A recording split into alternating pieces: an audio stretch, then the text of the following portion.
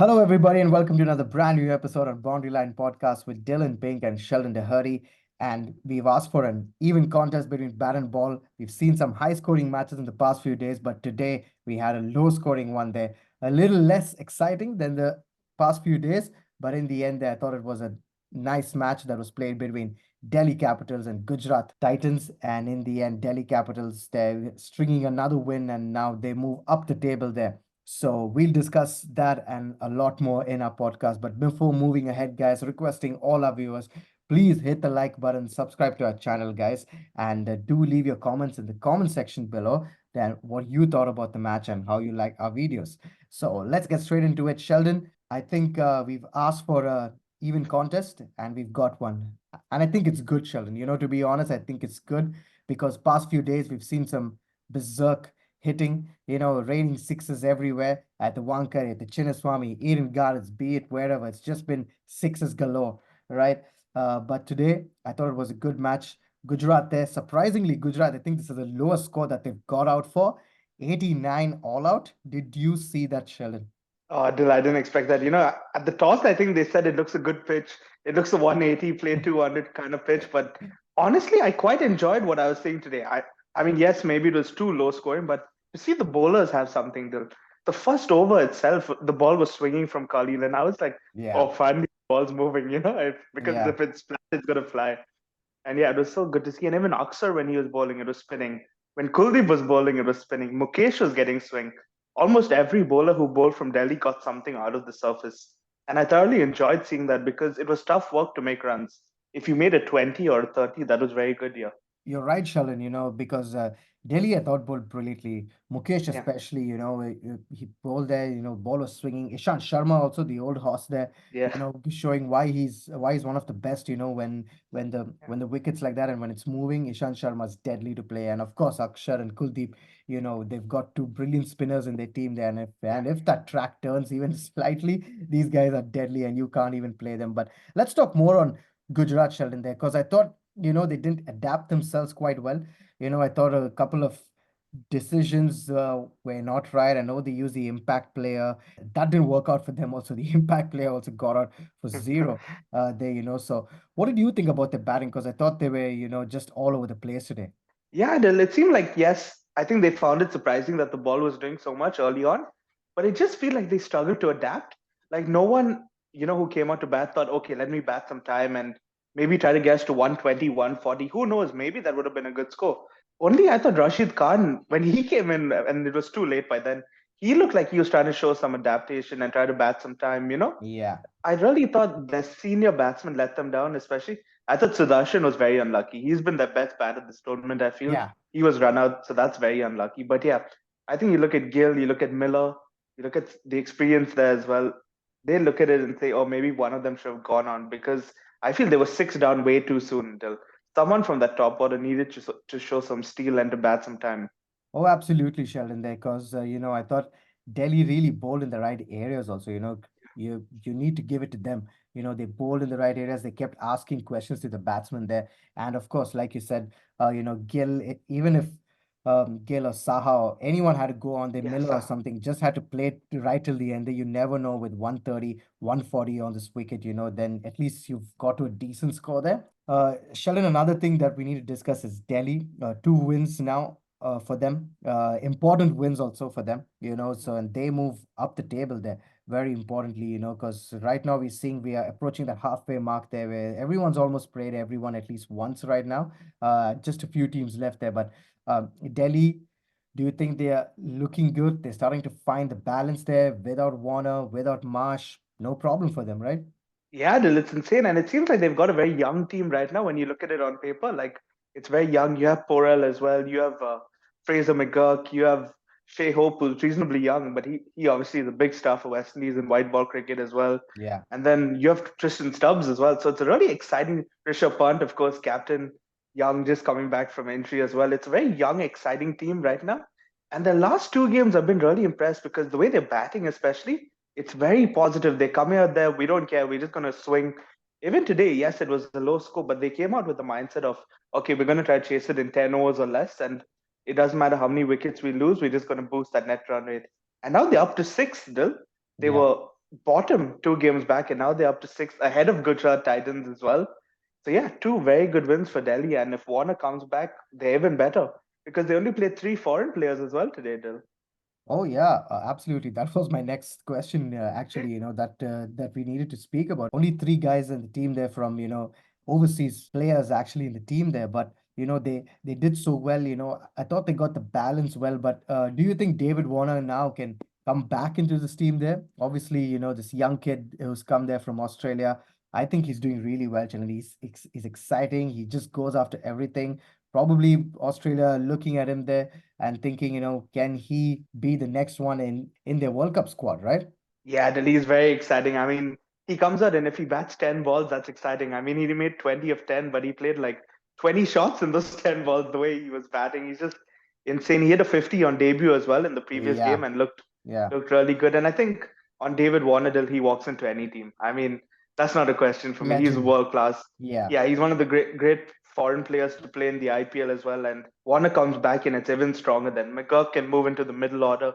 And then you have Hope, Stubbs, McGurk, and Rishabh Pant and Axar in that middle order. That looks pretty good and solid with that middle order. So yeah, I think Warner walks straight back into the team when he's fit and ready.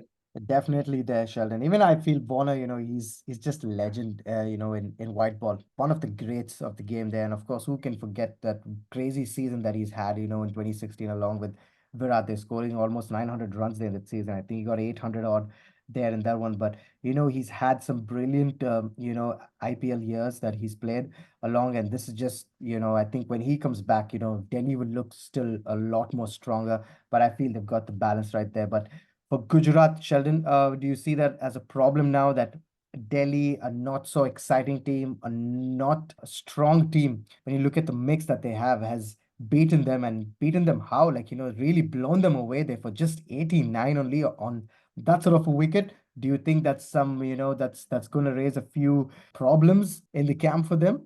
Yeah, Dylan, it just looks like now they're starting to miss some of their key players, from last season. You look at Pandya in that middle order. Yes, maybe he's not having the best time for Mumbai, but he in that middle order adds some solidarity. He helps out Miller, he helps out Tawati in the middle order as well. And his But the team captaincy is as well. still good, Sheldon. But the It team is is, still yeah. got like, Yeah. they've still got like Tewatia, they've got Rashid Khan, Yeah. Sai Sudarshan, they've got more or less of the same thing. But do Yeah. you think Hardik Pandya is the thing that they are missing so badly, his captaincy and everything, that he brings to the table? Yeah, Dil, I mean, you're right. They do still have good players and they should take some responsibility.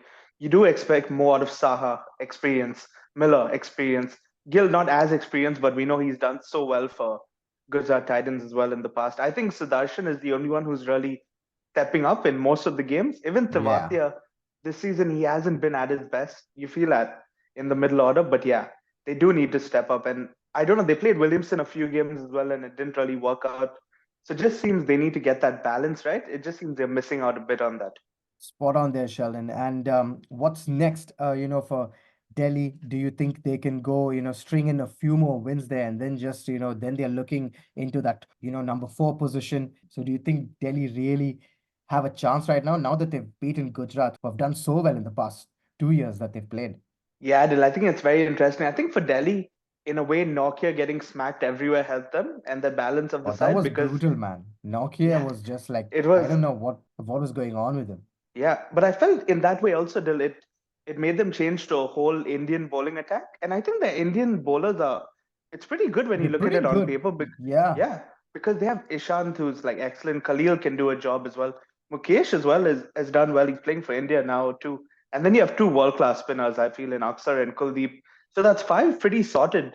Like and they can afford to play four foreign batters, which not everyone has the luxury to do because they're not as blessed with Indian bowlers, most teams. So yeah, in a way, Nokia getting hit all over helped them because now they can play four foreign batters, and that I feel really strengthens their team because now Frazer-McGurk came in. Obviously, when Warner comes back, he can come in. If not, Warner Marsh can come back in. So really, Yeah. that helps their side. And I think if they get one or two more wins, they'll be right in contention for top four spot. Dil. Oh, yes, certainly. I think now the team's looking good. And like we said, once David Warner comes back, it's a totally different looking Yeah. Delhi squad there. And, probably Ricky Ponting can smile tonight, after this win there, because that was a a proper beating there that Gujarat Yeah, got there. And we can never say, right, Sheldon, we can never ever say like Gujarat, they've played so well over the past 2 years, defending champions yeah, last year that they were almost won it. Back to yeah, back there, but this year they came in with a new squad, almost a new squad, they say. But of course, Shubman Gill leading the team there. But it's just that how things can change very soon, Sheldon. yeah, And we've seen that last year also with Rajasthan doing so well at the top there, and just towards the latter half, they just couldn't get any wins and then missed out on that top four position there. But another important thing, Sheldon, that we need to discuss is the man of the match award for today. Did you think Rishabh Pant was worthy of that award? I mean, no offense to Rishabh Pant. I thought he captained the team excellently well. I thought he did brilliant. He's back in form, and hit a six and smashed a couple of boundaries there. But after that bowling from Delhi, do you think it was right giving the player of the match there to Rishabh Pant? no, Dil, I don't feel. I mean, as much as it's nice to see him get a man of the match award like after so long, but yeah, it should have been one of their bowlers. Honestly, it could have been any of their bowlers. If you picked anyone out of their bowlers, I think they could have got man of the match. Mukesh was brilliant. Ishant was brilliant. Both Oh the yeah. spinners were brilliant. But yeah, I felt it was a bit surprising. Pant got, yes, he captained well and he made good bowling changes, but he didn't bat for long and it was a low score chase. So it shouldn't really have been a batter from Delhi. But yeah, I feel it should have been one of the bowlers for sure. Oh yes, totally agree. I thought Mukesh should have got it there, for his Yeah, splendid Mukesh bowling. was excellent. Although Yeah. yes, he took a few wickets towards the end there, but I thought the bowling that he up front that he did, was really good along Yeah. with Dishant. And like you said, anyone could have actually got that award. That they were so good today. But Sheldon, before we wrap up there, would you like to change your top four predictions, or are you still going with the same top four? I think I'll stick with the top four for now. Yes, Delhi are playing well and they came to six, but they still have work to do. And I think the top four who are there right now are pretty strong. So yeah, it'll take some beating to change that top four. Oh yeah, the Rajasthan sitting comfortably there after that splendid win last night there, and of course the other three also are doing really well there with the Sunrisers, CSK, and of course Kolkata Knight Riders there, in the mix there for that top four right now as we speak. But thank you so much for watching the video, guys. It's been an absolute pleasure, bringing these videos to you guys there. And as usual, please share the video as much as you can and help more people see our videos, because we also are so humbled by all the love that we get from you guys there. Thank you so much, guys. Really, really, we really appreciate it. And of course, we'll try to be much better in every video that we do. Do let us know also, whether we need to change something up or what we can do much better. It will really help us only putting out that content to all you wonderful people out there. But stay tuned for more updates, guys, on Boundary Line Podcast. And don't forget to follow us on Instagram. The handle's down there in the description. And yes, we'll be back with the next video soon. Bye.